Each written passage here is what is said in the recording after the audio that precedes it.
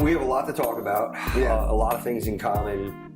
I love what you're doing. I love your disposition.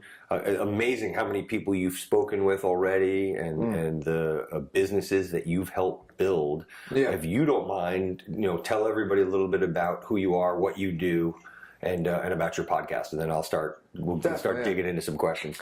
So yeah, I think it really starts for me. I was going to school. My major was accounting, and I absolutely hated it. But I did it because I was told that that's the highest salary out of college. So I was doing that, and then I read The 4-Hour Workweek by Tim Ferriss. Changed my life, and I literally dropped out of school weeks later. So then I dropped out, and then I met this guy, Jason Gaynard, because I actually got retargeted with a Facebook ad because Tim Ferriss was his keynote speaker at his first event.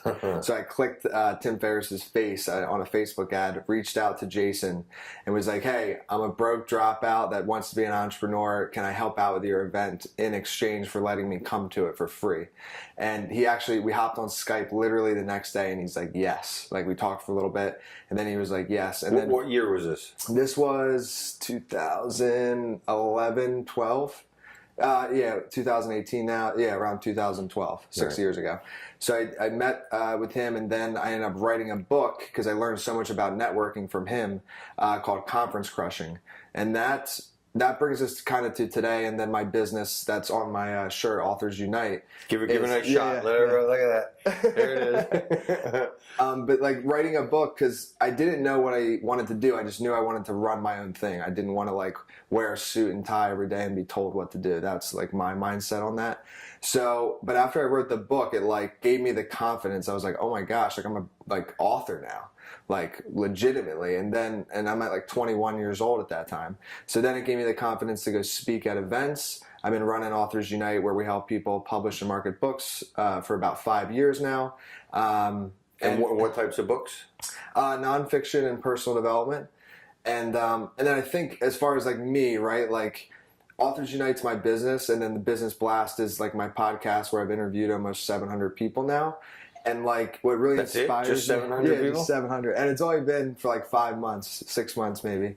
To put that into perspective, so I've been doing, this podcast is still in its infancy, and I've been pretty aggressive. At least I feel like I've been pretty aggressive, and I've done 51, 52. So the fact that, Mine are 10 minutes though, just to clarify. But yeah, I know it is a ridiculous amount, and the whole premise of it too, and I think it's somewhat the premise of this show too, is adding a ton of value to the audience and having as much fun as possible.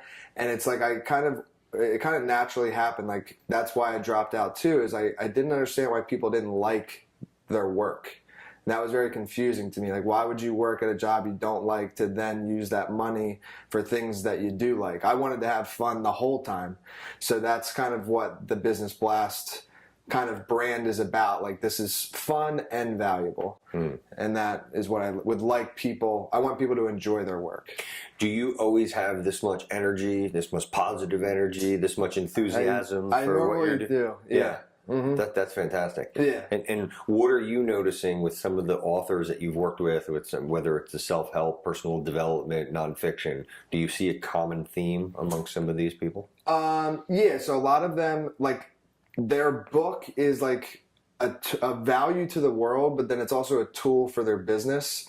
And this is something that a book's very hard for people, right? So they have all this value and it's all up in their head and they don't know how to organize it into a book. So that's where we come in and help them do that. And then they use the book to help people on a one-on-one or a group coaching basis. So a lot of these people are speakers, coaches, consultants, or just entrepreneurs where they know a book will help their brand and they don't even have time to write it, so we can ghostwrite it. So I'd say a common theme though is they're not they're doing their own thing. That's definitely a common theme. Gotcha. And you've met in your short tenure, I should say, a significant amount of people, a significant amount of influential people. Yeah. How are these people coming into your network? Well, so the podcast is definitely helping that because now, so everybody I interview, I ask for 3 referrals to come on the show as well. So now it just snowballs. Like I just watch my calendar get filled up every week. So that's one way. But how I really started it did start with that conference. So I would reach out to a lot of entrepreneurs and just ask, like, how can I provide value to you? And sometimes I'd get no response, but I think it comes down to like a numbers game eventually. Like if you reach out to 1,000 people, you're bound to get at least like 1 response, you know? So that's how I've always thought about this. Like I've heard stories where people reached out to like Mark Cuban and just by chance, he just like maybe happened to be there or it got through his assistant or something and like he responded and it like worked out. So you got to just keep reaching out and eventually a response will come. What about some of the relationships? Like, let's just talk about Jason for a minute. Yeah. And if you don't mind, for those who don't know who he is, can you give a quick synopsis about? For sure. So, yeah, Jason runs. He's actually changed the name of his company now to Community Made, I believe. But it started out at Mastermind Talks, and what he does is a yearly event, and then he also has like quarterly kind of smaller, like 10 to 12 people or something, like mastermind events. And they're like experiential networking and also like business, like a think tank almost. So that's what he does. Yeah. Interesting. And what are some of the principles or some of the key principles that you've taken away from working with him and having the opportunity to work under his mentorship? Yeah. So one thing I realized, and that's why at some point I'd love to talk about, like more about like conferences and stuff. But like what I realized with him is like it is a lot of work to put on an event, even for just like 10 people, like these experiential things. But they're transformative if they're done correctly. And I've never seen someone just like map out like a 4-day event to a T, like on the minute, like this is lunch, this is a breakout group, now we're going to race cars, now we're going to come back, watch a show. And it is just like, by the end of the 4 days, these people are like, they've made true connections. So, okay, that leads to the most perfect point, is that he creates a setting for people to actually truly connect. Whereas if you think about some of these like other conferences, sometimes like it's all about the content. So you'll just go there and sit, and then you leave and maybe you met a couple people and you have a few business cards. But this is something where you know everybody in that room and you like stay in contact with them. So if you can create an environment where like all the people want to follow up with each other, that travels and expands and adds a lot of value. Does he do anything to facilitate the continued communication amongst people? Oh yeah, so I remember after his first event, and I don't know like what his full like kind of plan was, but I do know after his first event, like he sent like a gift to everybody, and then he sent a book to everybody, and then I believe he did like thank you videos to everybody that came, and they kind of like leaked out like over like maybe a few weeks after the event, then 2 months after the event. So I'm sure it was somewhat, organized in a way, but like it really came from his heart, So I think. Yeah, the follow-up is the key. I think a lot of people mess that up. Yeah, I just wrote an article that we published on, on that. It's that's funny that very few people do it. So talk to me about, so you build great relationships with him.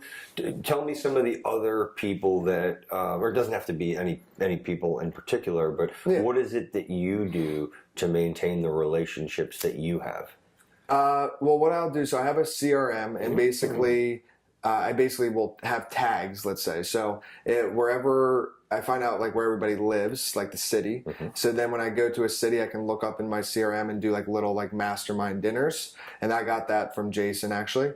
One thing I always do too is I connect a lot of people. So like I'll keep some information on people so I know if they're good to connect with each other. And then Major value there. Yeah, it's huge. And another one of my mentors, his name's Dan Martell. He actually came up with this app called Clarity. And what he does is, and he's pretty big, like I'm not sure what he sold it for, but he does like tens of millions of dollars. And he says he will always, no matter what, respond to all of his emails personally. So he like always has that like connection, like, like that true essence. It's kind of like Gary Vee too. Like Gary Vee, like although he gets bombarded so he can't probably respond to everything, he's never like too big to just talk to you like this. And I think that's a big thing, because if you start talking down, It's just not the way. How even do you do? I mean, I respond to every single one of mine also. Yeah. And it's pretty daunting. Mm-hmm. I can't fathom someone who's got hundreds of thousands or potentially millions of people. Yeah. You know how they do. Oh yeah, how Gary they Vee do is. Yeah, I'm not sure how he does it. Yeah, that's amazing. Yeah. So your business, you got this super cool business. You're living in Florida, enjoying life. What are some of the goals that you have, or some of the aspirations, I should say, that you have with your business and just your life in general? Yeah, so with the business with Authors Unite, like once I held my first book in my hand, it gave me the confidence to just achieve anything in business. So I believe if I can help more people get their book out there, it will give them the confidence to like speak on stages or start a business or do what they actually want to do. And I think the reason it gave me that confidence is just because a book is such like a daunting task at first. Yeah, it is. It like is something that actually to most seems impossible. And most people think they're terrible at writing. And maybe some naturally have a better ability, but like just like anything else, if you journal for an hour every day, you will get better. So it's something with writing. Like I think if you can finish your own book and accomplish that, it gives you the confidence to do anything. So with Authors Unite, my mission is just to help as many people become authors, because I think that will have a snowball effect in people doing what they really want to do and not being afraid to do it. So you see the book as a platform to get involved in other things. That's how you for other people. And like a platform for just like confidence in general. Because for me too, and maybe because I was 21, dropout, I was like, I have no really value that I saw besides maybe like I've always had just a natural ability to talk to people. But I was like, how does that even monetize? Like, what does that, at 21, I was like, what does that even mean? It's just like nothing at that point. But then it gave me the confidence to just like think about things and be like, talk on a stage to people. So yeah, that's what Authors Unite is. And then the Business Blast and like myself, what like a deep like yearning, I guess I have, is to just help people align what they love to do with a business. And then, obviously you got to make money. So if you can have those things intersect, then I think you'll be in a happy place. What are the biggest challenges that most authors that come to you are dealing with? Okay. So it depends on the stage. So a lot of them they don't even know where to start. So we start with like a mind map. This is how I'll word this. So basically, like the way of being like an artist, I think, at least with books, is it's better to get everything out there and then like sculpt away. A dump? Like a brain dump? Yeah, brain dump. Yeah, that's actually like what I call it, yeah. And you get everything out there and then you can like sculpt away and collect together for chapters. And then you don't even organize the chapters. You just like write different like blogs almost. And then you organize later, and like intro and conclusion are actually the last things you write. Really? And then the title. Is that your style? Or is that like this is how I ended up doing it, because what kept happening is I would try to write the introduction and I kept not being happy with it. And then I would like revise it and I never got past the introduction. So like you gotta just let it all come out, like complete the process. Don't try to perfect the process, because the more you keep completing it, by the third, fourth like revision, it doesn't become perfect, but like it almost gets there. What is it saying? Yeah. Perfect is the enemy of good or something? Yeah, something like that. And that's what is better than perfect. Yeah, and you learn, and that's why, like I said, the title comes like last, and you got to like let go, because like what happens is as you're writing everything, the title kind of comes to you at the end of it. And most people they're like, I can't figure out the title, can't do the book. Like they won't even start. So it's that, and then marketing. The other half is for the people that do finish their book. Marketing is a whole nother thing. Like most writers, because they're like good at writing, are not good at marketing, because marketing is more like an extrovert type thing. Yeah. So that's another thing. People come to me like, dude, I wrote this book. I have no sales. Business growth is nothing. Like, how do you do it? And then I help them. So you're soup to nuts. Putting it down to paper, all the way to getting it out to the eyes that are the eyeballs that are reading this. And then building like a business on the back end of it as well. So one-stop shop. So people that are listening that are interested in writing a book or even just an idea, like even 101, you know, you want to write, you know, you'll help them and hope that they will For sure, turn this into something more. That's pretty cool. Yeah, so even if they don't even have like an idea, but they like want to do a book, like we can help them from that point. Or if they've had a book out for like years and it's just not performing, then we can do like a relaunch and help them set that up that way. So were you always a writer? Have you been a good writer? No. So you didn't even have any? I actually would say, so another thing on that is I would say I'm actually like not that good of a writer. Sales copy I practiced for a while because I have like a marketing background in that. But writing like a book, no. And what I realized too is I had like a very good editor. So something else to think about is like, don't worry if you're not a good writer, because it is crazy how much an editor will change your book. Yeah. Like a good one. Like so my book was flipped upside down. So it's really interesting that you say that. The gentleman that we talked about at the when we ate before, I don't want to say his name because he's a recognized figure. So he was telling me that he had written, and his book is a bestseller. It's sold, I forgot how many copies, blah, blah, blah, blah. Anyhow, he was telling me that his writing skills are atrocious, but he found this editor that, and it's one of the better written books that I read. The way that it's laid out, it's very well done. Like I said, I did it in a day. Yeah. And he gave 100% props to the people behind him. So that's to I your give point. my editor, like I had like the value, but my editor put it in a way that it was readable. Without the editor, it would not have been consumable. Turn the coal into a diamond. Yeah, 100%. Wow, cool. So, all right, so let's talk about the book that you wrote, your book. Yeah. Tell me about that. So basically what it is from going to all these events, which I would go to a lot with Jason, because I actually interned under him for 6 months after that first event as well. And kind of like I mentioned before, I realized that a lot of people were not feeling like they got their values worth or their like money's worth from events. And I noticed it was because they were just watching people on stage for content. And like content is abundant. It's all, just Google anything you want, you can find it. So I wrote a book, Conference Crushing, that is like what to do before, during, and after event to maximize your ROI. Let's talk about that, because I've written, I don't know if I've published it or not yet, but I've written actually a series on just that. I have a feeling it probably mimics a lot of things that you're talking about. So obviously we're not going to go through the whole book because we want people that are listening to buy the book. But let's talk about some of the things that you think are musts. The before, I want to talk about let's pick this apart because I've got my own take on it too. What would you say before you're going to, let's say you're going to, let's not say a Tony Robbins because he's huge, but let's say you're going to someone that's a pretty prominent speaker. Definitely, yeah. What would you do? Well, what are you recommending? First thing I would do is I would see like who the speakers are, and I would also see. And some like conference coordinators would not do this, but it's worth an ask if they would be willing to send you the attendees list, because then you can actually do two things. One, you can like study up on these people. So for the speakers, if you want to become friends with them, it's good if you know like something about them.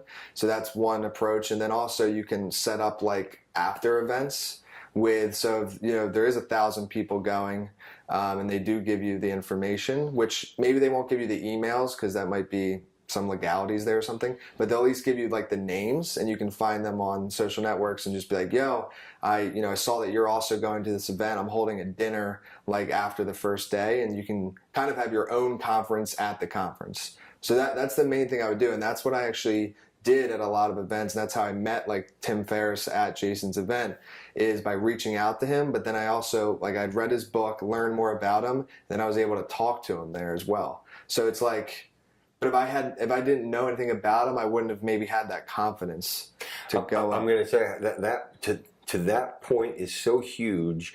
And in all of the events that I've been to and the ones that I've spoken at, I have only had a couple of experiences where I did it when I went to, there was a legal conference I went to, and it was a game changer for the people that I met with, because, most people are shy, as you know, or maybe you don't know. 90% of people, 90% of people have they're self-conscious to some degree. Even myself, and maybe even you, there's some level of, and the other 10% are either just the massive extrovert or the narcissist, to some degree. everybody is self-conscious in some degree, or maybe they're apprehensive of approaching people. Oh, hey, maybe they're going to think something weird of me, or whatever their stuff that's in their head. Anyhow, by having some correspondence ahead of time, it makes people feel a lot more comfortable. It gives them an opportunity to look you up, because a lot of people also aren't good at small talk. So by reaching out ahead of time, they get to do a little homework on you too. So I've had some really good experiences from that. And then one of the other things, I think you said this, but when I've spoken, I've only had it happen twice where people have reached out to me ahead of time to say, hey, I noticed that you're speaking. I like what you've done. If you have time after the conference, I'd love to just pick your brain. And number one, that's smart. That's just because now when I'm looking at the sea of people out there, I'm wondering, where's Nish? He's the guy that reached out to me. Like, I'm curious, that's going on also. And it's good because you're reaching out to the person that's the center of influence. It's a really good thing to do. Definitely. Yeah. And I can tell you, as the speaker, it's already a good feeling, because even as a speaker, as confident you are in your information, you don't know how that's going to be received. You don't know what day. So at least if you know one or two people that are excited to hear what you have to say. Yeah, it excites you. Yes, that's exactly it. So I'm sorry to steal your thunder, but I'm glad that you brought that. I didn't say that, like actually reaching out to the speakers before. But that is actually, that's good. I like that. Okay, so you do that. That's kind of, let's call that phase one. Yeah. So now you're before the conference. Correct. Before. So now you're at the conference. What are things that you do? Because we all go to conferences. We all have to attend some kind of social events, social functions, whether it's for business, for you're not escaping people. Yeah, I'd say biggest thing is like forget the content, and this is maybe not fully like you want to like learn and watch the speakers. So I guess that kind of goes. But like, so don't forget it, and like definitely watch the speakers and some of them. But I think the main focus, especially if you did that thing prior and you learned about like a lot of the attendees and the speakers, should be like, how are you going to connect with them at the event? And then when you do connect with them, like make sure that you like remember what you spoke about, because then that leads into like the third phase that we'll get into then, is how to follow up with them. And there's some cool ways to do that.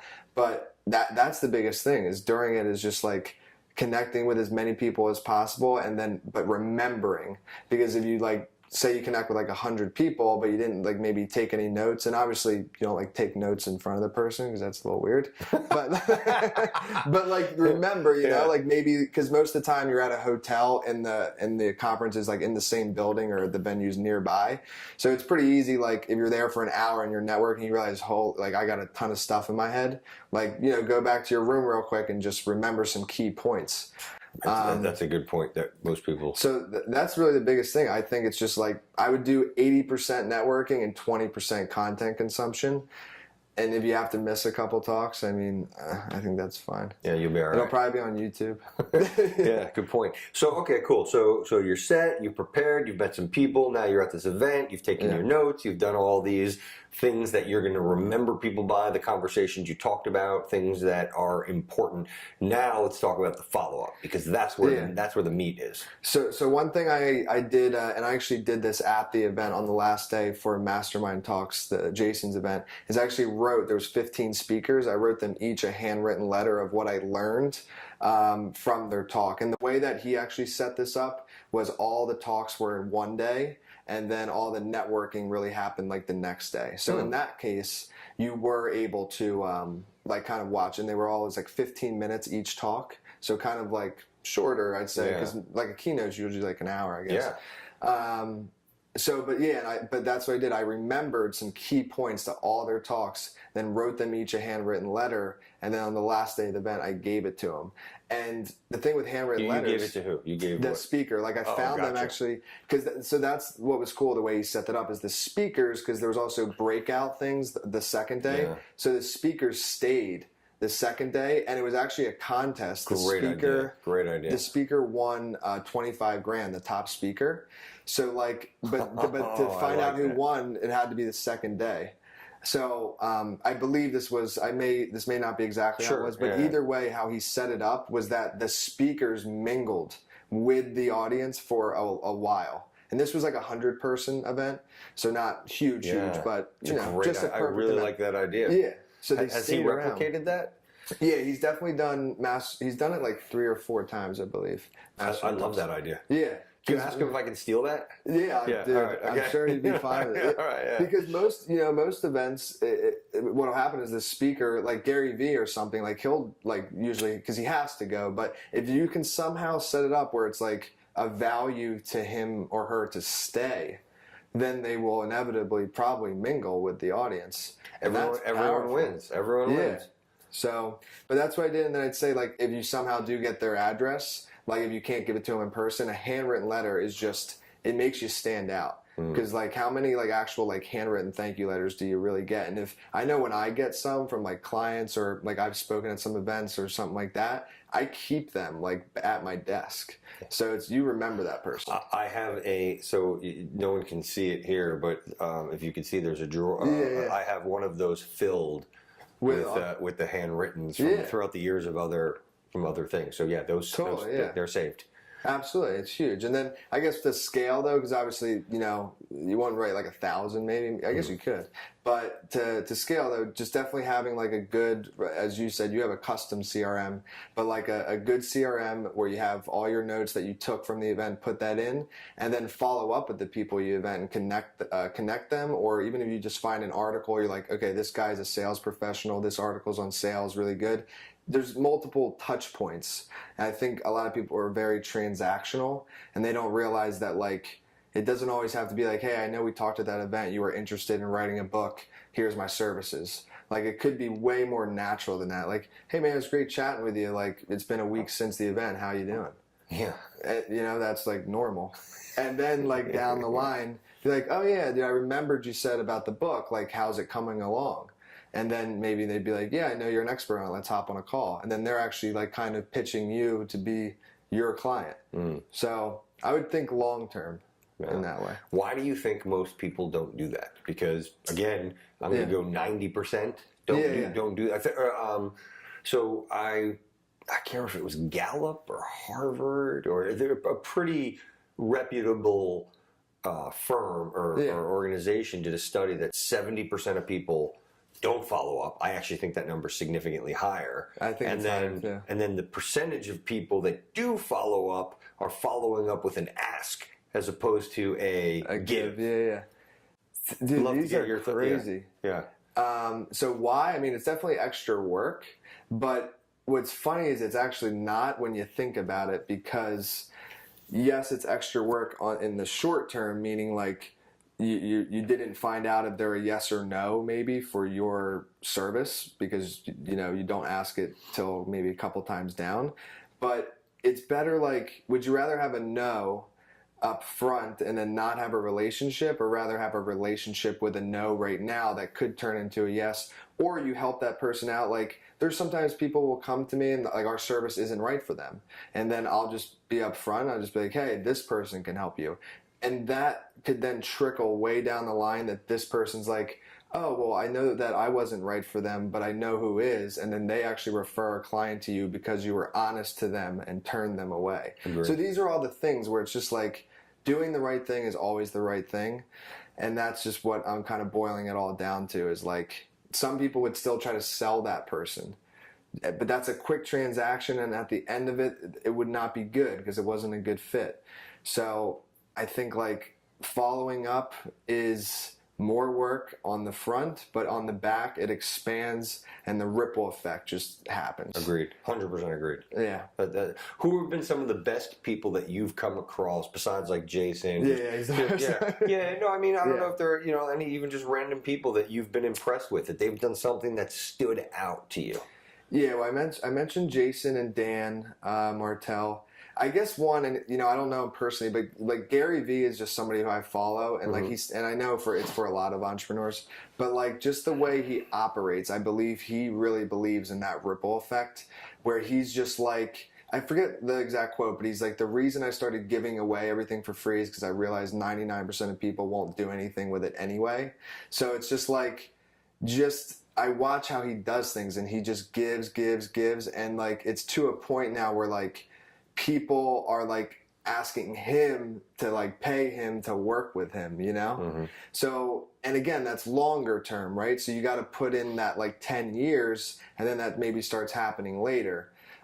Whereas the other way is more transactional short term. So that's who I've been really impressed with because I've been watching him for years now and I've just seen his brand explode. Yeah, it has. And he's never, besides like maybe buy my book to like the outer public, he's never really been like asking you for anything, you know? Yeah. So you stay on top of people like him, and you're a voracious reader. Oh yeah, audiobook like crazy. Audio. Yeah. So you like the audio. You're All not. Do you audio. ever buy a book?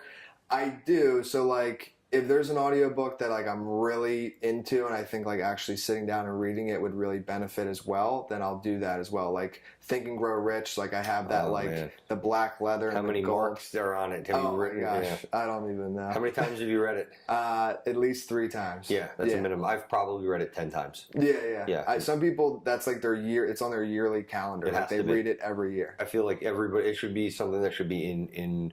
That should be something as you're growing up in school, like in high school at some point, as your mind is developing, that needs to be there. That's a whole nother, the school system. Yeah. But I just think it should be part of it, you know? It's kind of odd that it isn't. Yeah. What else? What's odd is how many people don't know about Napoleon Hill. That's what I think is a little more odd. Like For sure. you learn, you read that book, that alone can just give you a different perspective on life. It really does. I remember like it was like 4-Hour Workweek was the first one that really like broke me open to realizing like, whoa, I can do this on my own. Like I can figure this out. And then like Napoleon Hill's book was not just business, but like very like personal development as well. So they just broke it up. And what's cool is like kind of once you start dabbling with these books, and maybe not everyone, but then I'm just like on a never ending journey to like just learn as much as I can. So I'm like 2 times audio on Audible like all day. Yeah. I do it at 1.4. Yeah, nice. Okay. 2 times. Yeah, sometimes I slow it down. Again, it just depends on what it is. Have you read any of Napoleon Hill's other stuff, like Outwitting the Devil? Yeah, or I was gonna say I've listened to Outwitting the Devil. I think there's one more, but I can't. Yeah, and I'm drawing a blank on the name also, but they're all good. Outwitting the Devil is very good too. Yeah, that one doesn't. Not many people are familiar with that. Yeah, and it's a really good perspective. I've only done that one once, but I want to listen to it again because isn't it like, if I remember, this was years ago, but I think it's like him in a conversation with the devil. Yeah, it's pretty sick. With the devil, it's creative, and again, at the time that he wrote it, I think almost makes it more impressive. Oh yeah. So totally. it wasn't going to be released. He actually wrote it. And I think it was his wife. I think the story behind it was his wife released it after he was dead. Oh wow! I'm pretty sure. Yeah, there's a story behind that. I could be. Sorry for anyone if I'm listening if I got that wrong. It's worth looking up. There is a good story. Okay, cool. So Napoleon Hill, Tim Ferriss. Who are and any other books that you've recently read that have really impacted you, or made like not just not that you just enjoyed, but it really made you do something different. Oh, totally. Okay, so the last 2, this is more on the business end that I've read. Well, and then I'll mention a personal development one. So the business end, I just finished Built to Sell and Automatic Customer. Can't remember the author's name. They're not like very famous books. Is it Jeff Koff? Is that it might... Oh, that sounds familiar. I'm blanking on the author's name right now. Okay, sorry to cut you off, yeah. No, it's fine. But like it just like made me think of business completely different. So Built to Sell is exactly kind of how it sounds. It's like, how do you build a company so that you can eventually sell it? Which like a lot of people, and even myself, right? Like when I started Authors Unite, there was no systems in place. It was like more like consulting. And then it got to a point where I was like I was personally breaking down because I was doing everything and like I couldn't handle growth. Like I had to like turn down people because I like didn't have the systems in place. So Built to Sell, whether you want to sell or not, it teaches you how to build a business that doesn't need you, which is essentially how you could sell a business. Because if it needs you, instead of in it. Yeah, exactly. And have like the correct systems. And what was cool, what it kind of taught you is like it broke down this like media agency that offered everything. And then the guy's like, that's not a sellable business because there's no systems. You guys offer everything. So then they only offered like design work, and they built systems, taught their salespeople, and that's the only thing they sold was logo design. And that is scalable and sellable, and the owner doesn't need to be there. and because it's repeatable. So it kind of taught me, that's what it taught me. And then automatic customer teaches you how to build a subscription business in any niche. So it just changed my mindset on that. Have you ever heard of Design Pickle? No. This could be interesting. So it's a newer company, but I just read they do at least $100,000 a month now, and they're pretty new. And you pay them $379 a month, and you get unlimited designs from their team, like ebook covers, Instagram posts, Facebook posts, anything, any design that you want. It's logos. Really cheap. It's really cheap. So but the thing is it does take them some time, but you can put unlimited requests, and then as they get to them, they just keep sending to you if you have revisions. But it's just nice to be able to have this. It's basically your own design team for $379. Wow, I pay a lot more. Yeah. And and they're actually transparent with this. These are from Philippines. They're workers. The guys who run it are not, but they taught them how to do design work. And then they just pump out unlimited designs for you. Now that model is subscription based and is scalable. So I started to think about that in other, niches, with another guy I saw does WordPress, unlimited WordPress, I'm blanking on the word, but fixes or whatever. So you basically just pay his company $100 a month, and then you have their team on standby. Anytime you're doing anything with your website, you just ping them and they'll take care of it. Man, I could have used that. I had a company a few years ago, and we switched to WordPress, and ever since then we spent more money fixing all the WordPress got hacked constantly. It was a horrible experience with them. So, all mine is on ClickFunnels, but do you see the two models, right? So one model would be you build websites for people, and that's one-offs. So maybe some months you bring in $50K, and maybe some months you only get 2 clients and you bring in $5K. But if you offer a service where it's just pay $100 a month and we'll take care of everything, that is repeatable income. And I think for entrepreneurs, it's hard to get that. It is. So it just inspired me to think about businesses way differently, so that you do have a guaranteed monthly income coming in. So let's go back to your podcast for a second. Yeah. You're interviewing entrepreneurs, right? That's what there is. There entrepreneurs? Yeah, and people that are hustling, working hard. Yeah. What have been some of the takeaways that it's great. You've talked to 700 people. Yeah. Even if 99% of them are duds. From the 60 people that are winners, you must have some pretty darn good takeaways or things that you've learned. Anything in particular that stands out? 2 things, two that just came to mind. So one of the questions I ask is what's your number one piece of business advice? And so it would go along perfectly with this show. Yep. And a majority out of those 700 people, a majority for sure, have said that networking and relationships is the number one thing.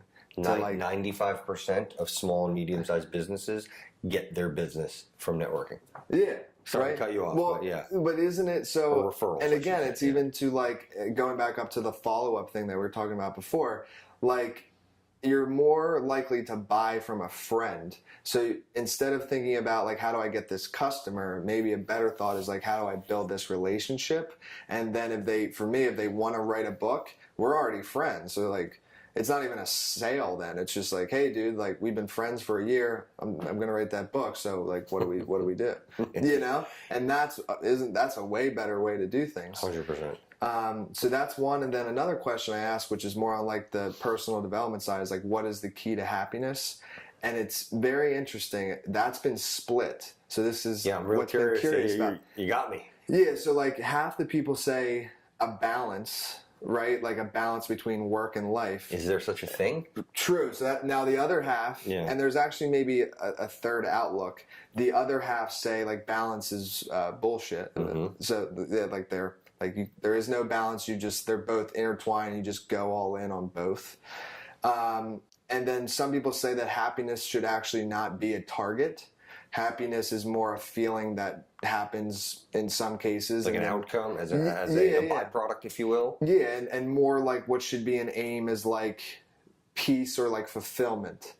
And so I thought those 3 Alex were very interesting because I think a lot of people focus on I want to be happy, and I got probably out of those 700 maybe 100 people have actually said happiness is not something you should aim for. but fulfillment is. And then as you're going after the things you want and helping others, you'll have happy times and they're fleeting. And then you'll have sad times. Like no matter what, we're going to all have sad times at some point. So to try to be happy all the time is a mistake, is what some people You're say. setting yourself up for failure. Yeah. So I thought those were the two things. It's very interesting. That wasn't like the business question where it was like relationships and majority said it. The happiness question seems to be very divided. So I found that pretty interesting. Yeah, and again, you've got enough data points. Yeah, right. That's what's cool about it. And at the rate that you're going. Yeah. That's actually one of the things, is not only putting them into like books, but then like analyzing that once maybe I'm at like 2,000, let's say, and being like, out of these 2,000 people, like 1,800 said, let's just say that networking is the key. You know, I think that's saying something. It's like, okay, yeah, you're right. It's probably the key. Yeah, could be. Yes. Yeah, I mean, you'll be first. There was what was Napoleon Hill's book again?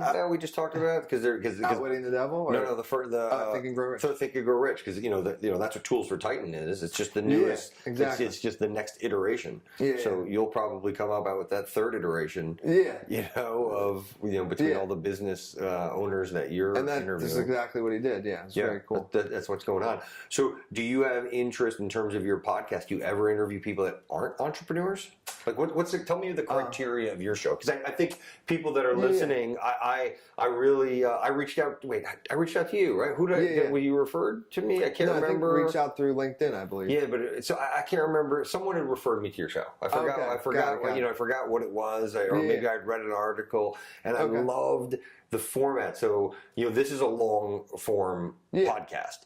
Not as many people listen. Like they say, the rule of thumb is to keep I think it's 42 minutes is actually or 43 minutes is what they say you should a podcast should be, because most people's commute. That's what I was going to say. I've heard the commute. Yeah, because that's the majority of people listen. You're either listening at the gym or you're listening at the while commuting. Most people work out roughly 40. So anyway, so that's the mainstream podcast thing. And then there's something called long form. This is more of a long form podcast. I try to make it just 40 minutes, but we get interesting people like you on there, and I don't want to be cut off. And I'm sorry for those who are listening if I've lost you at 40 minutes. I hope that you continue to listen, or maybe for the you hit part 2 in the gym or the ride home. You make it back. But anyway, so those not as many people follow that. But what you're doing, I love you doing these 10, 15, let's call it 7 5 to 15. Yeah. Some are really short. I think that's fantastic, because then you can. I mean, man, I banged out. I forgot in one of my workouts. I banged out.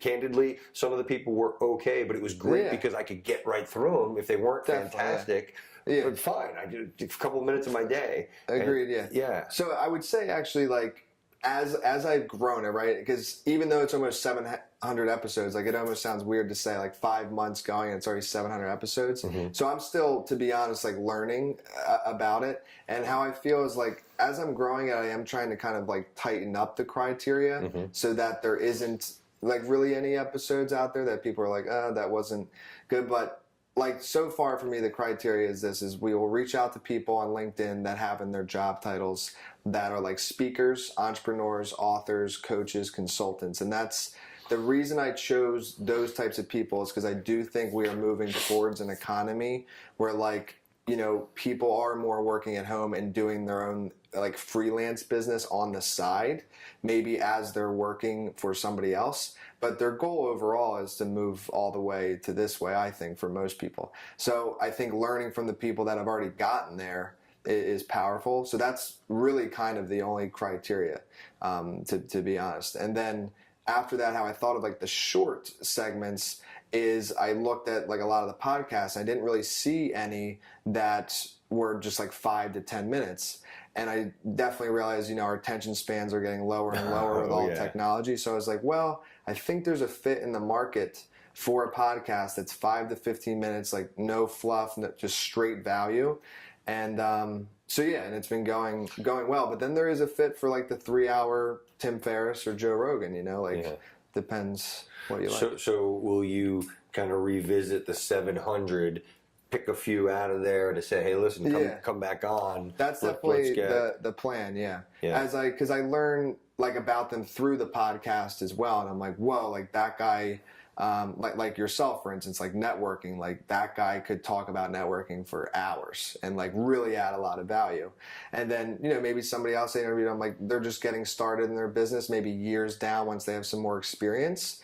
Not that they didn't add value, because whatever that Ralph Waldo Emerson quote is, I do think you can learn something from anyone. Oh, yeah. So it's not to like discredit, but it's just, it is a business podcast. So I would definitely prefer somebody that has had like success in that aspect to be teaching it. So what I'm getting at is, as I go through, I'm like, okay, this person was really good at networking. This person's like a finance guru. Like, let's have him for 2 hours just bang out some like awesome finance content. So yeah, that's what I'm going to be doing soon. Do you get feedback from your followers on your guests? Yeah, actually, I have a few. It's really cool to see that start building.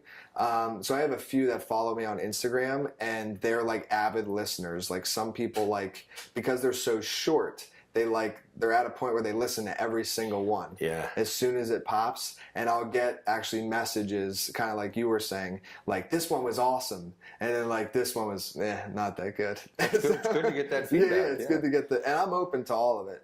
But it's just cool to see that start building, where as soon as I release, I know that at minimum I'll get a certain amount of like downloads, because those are like my listeners, and you got to start somewhere. So maybe that's only like 50 plays per episode right now, but it's grown over the 5 months. Like at first it was like 3 plays, so it's just been fun to see consistency and the number of plays per episode grow over time. So have you had like I've had some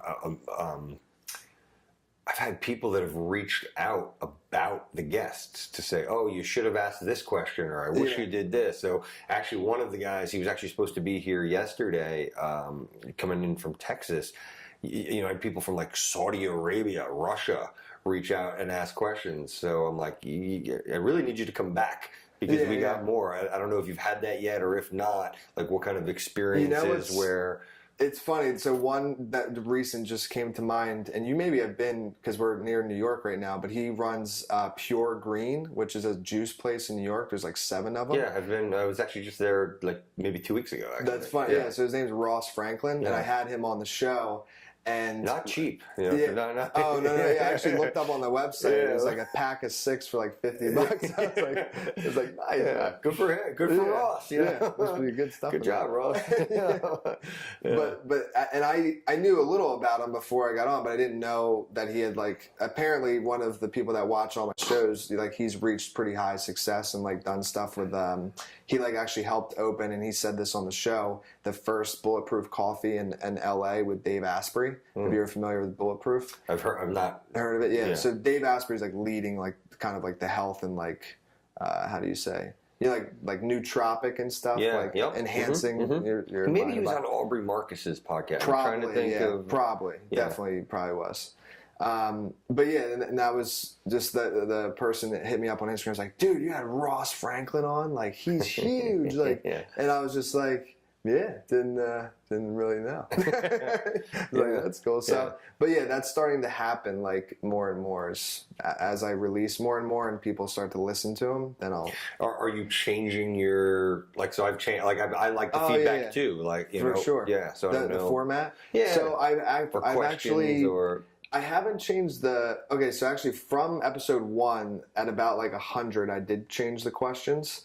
I haven't changed the questions since then, but I have definitely made them more conversational. So like maybe from like 100 to like 400, so those 300 episodes were very like, I would actually say a little robotic, which some people like, but it wasn't as enjoyable for me, where I would just ask the question, they'd answer, and then I just ask the second one. I would show like no emotion or any sort of like response. It would just be like bing, bing, bing in like 3 to 5 minutes.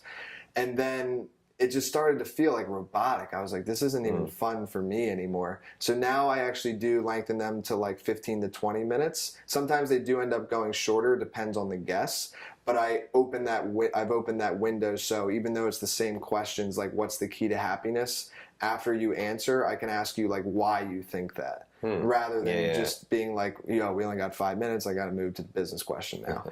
So I've altered it in that way where it's like, I want to dive deeper for myself, and I think it's of value to the audience. So that's been a pretty big difference. Yeah, for whatever it's worth, I mean, I enjoyed the quickness sometimes because, again, from people listen to podcasts for a variety of different reasons. Sometimes, they're following you in general. Sometimes it's just certain content they want to hear. But like, for me, just being able to bump out a bunch of, because I know that you're asking similar questions, so I can hear different people's perspectives. Yeah, that's good feedback. Yeah, and I've heard both.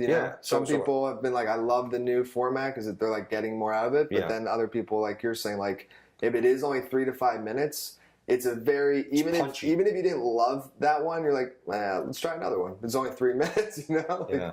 Well, their takeaway, there's just so much value, and I love that you're just about providing value.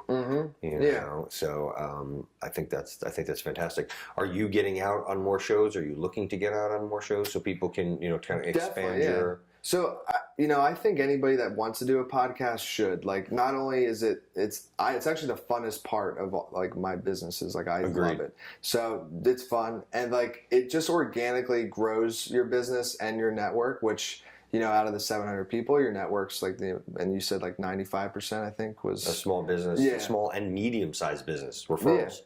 So just in general, like it's just, and then it provides value to the listeners. Like it is a triple win.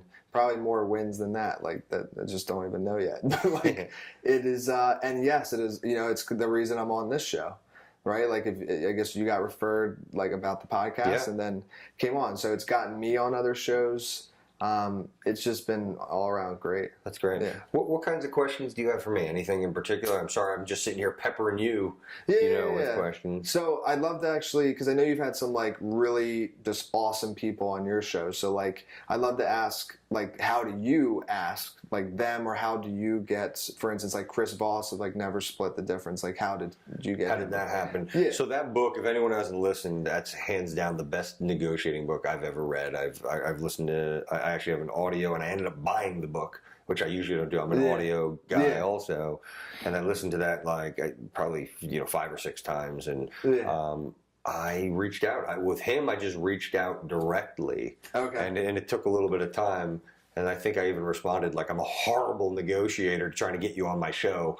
And I think he just felt pity, to be honest with you, like at that point. Authentic though, right? Like it was truthful. Like. So, that was that. So, but for the majority of the people, it's just, I just know a lot of people.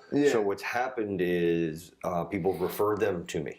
Which has been great. And then what I'm sure it's happening now with you is that people are hearing your show, so they're reaching out to you. So I'm getting requests almost daily, sometimes multiple requests. So now it's, to be honest, one of the things that I'm struggling with is the no. I'm really bad at no. And I know that no is a really important thing that you need to have in your repertoire. Yeah, so I'm bad at that too. Yeah, so I don't know the answer to that because I really don't want, I'd like to be able to provide value as much as possible to as many people as possible. I had Brandon Steiner on my show. He's great. If you don't know Brandon, he owns Steiner Sports. So he's the guy that bought Yankee Stadium. It's a big memorabilia thing. Wow. He was awesome, and he had a quote. And I'm sure I'm going to botch it, but do as much as you can for as many people as you can, as often as you can, and expect nothing. Something like, that's the biggest thing, to expect nothing in return. And expect nothing in return, and all these great things happen. But so I'm trying to accommodate as many people. But I have a very strict criteria for the show, which helps on the no's. That's one thing, and it's a shame because people do get confronted. Like it's amazing. And I can show you some emails of people, But I'll remind me we're off. I'll show you, or like it's kind of like stalkish, but. So my criteria is that there's 3 criteria that I know, like, and trust you, and or admire you or something that you're doing. So or admire what you're doing. So that's criteria number 1. That's why I reached out to you. Number 2 is that you're successful. And I define success as living a life by design, not by default. So you're doing what you're doing what you want. You're not just doing some kind of a job, like not taking a job where your goal is to retire. To me, you're dying that whole time, and then when you're going to retire, what are you going to do? But anyways, that's another. And then the third criteria is that you can attribute a cornerstone of your success to the relationships and the network that you are a part of. Yeah. So that's the criteria, because I want the people that are listening right now to learn, what did you do? How did you do this? How did the relationships that you've built, how did they serve you to be living this awesome life? What have you done for them? Because that's what I'm sure a lot of these things you've done for them, and that's why they're doing for you, and that's really contributed to your success. Definitely, yeah. And I think and another question like I had for you that I think kind of piggies back off it is just like your overall approach to business. So I know it's like, obviously like relationships, but I do think it's like interesting, like just different approaches. So even with like network wise, like where like your goals with it and like what are like how you're approaching it. So great question. So network wise essentially is a mission. Yeah, it's a mission. It's the goal is to build a brand. So everybody says, oh, you got to network. It's just a con. You hear it in school, you hear it, but no one tells you how to do it. You don't do it the right way. Everyone thinks like you talked about. You go to a conference. That's networking. That's part of networking, but it's not just going. What you do there, the value you provide. It's giving. It's building relationships, and hopefully you don't need anything, but we all need things in life. So if you've helped enough people, you've provided enough value, you have these resources around you. I mean, I can't begin to tell you how many people that I talk to a day where they're just resources for me. Like I'm trying to provide, help them as much, but through the course of contact, I learn. Our conversation, I've learned so much.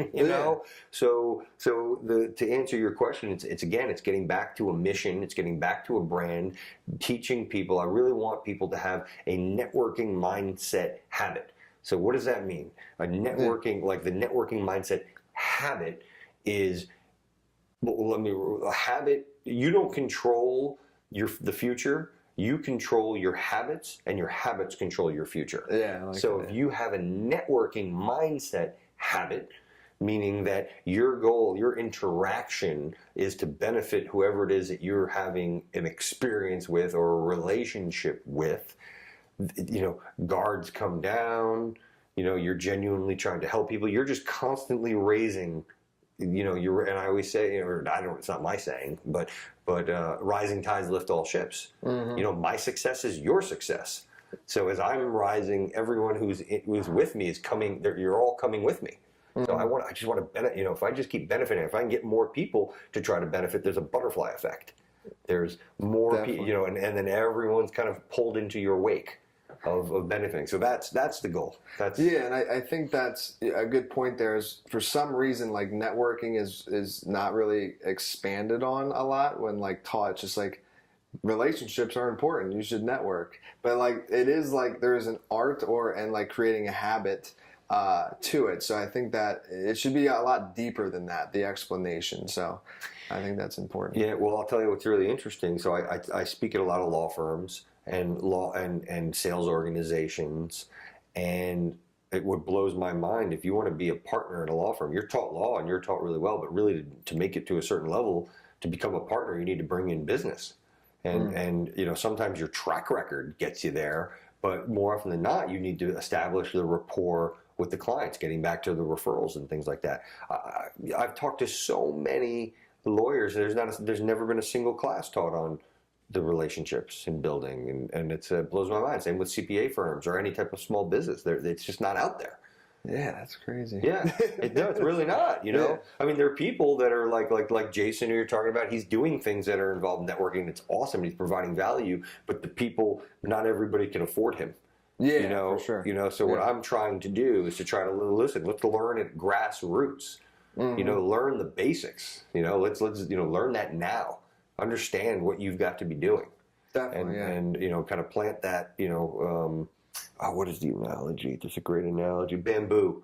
takes, I think it's 5 or 8 years, and nothing happens, and then all of a sudden, after the 5, within a year or within weeks, it shoots up. Yeah. So the relationships too. So you're doing that. You're planting seeds. You're building the relationships, and it's there. And that's the whole thing of like not expecting anything in return, because, and again with mine, like I know I'm doing like a lot of shows, but those are all like seeds as well. So like the almost 700 people, like who knows, like 2 years from now they could reach back out to me, or even 5. Just be like, dude, I remember being on your podcast, loved it, and I want to write a book.